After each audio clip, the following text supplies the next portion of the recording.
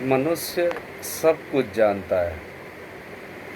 वह विज्ञान के बारे में जानता है, वह गणित भी जानता है, वह अनेकानेक चीज़ों के बारे में जानता है, परंतु उसे स्वयं के बारे में ही कुछ पता नहीं है। और ये प्रश्न तो उसके जीवन में शायद ही कभी उठ पाए, ये भी बहुत मुश्किल है।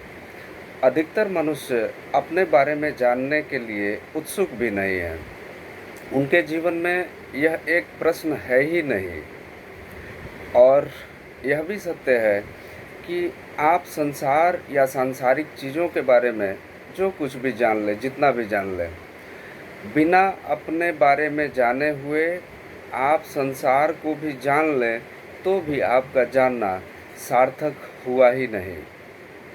और यही मूल कारण है, संसार में सभी दुखों का मूल कारण यही है।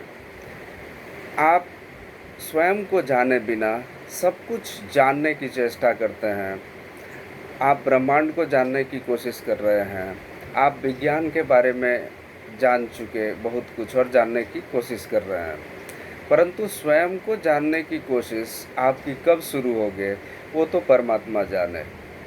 और जब तक यह कोशिश शुरू नहीं होगी, आपको सत्य का ज्ञान होगा नहीं, और बिना सत्य का ज्ञान हुए आपको दुखों से मुक्ति कोई दिला भी नहीं सकता है।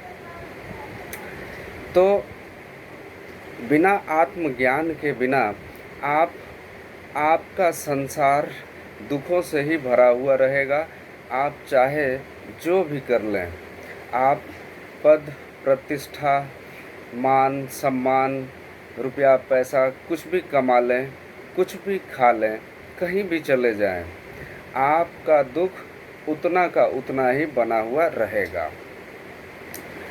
दूसरी बात कि हम में से अधिकतर लोग तो यह जान भी नहीं पाते कि मनुष्य जीवन में कुछ दुख भी है, क्योंकि उन जिन दुखों की मैं बात कर रहा हूँ, जो चिर अनंत काल से हमारे संसार में बने हुए हैं, हमारे जीवन के अभिन्न हिस्सा बन चुके हैं, उनको मिटाने की एक असफल कोशिश निरंतर जारी है।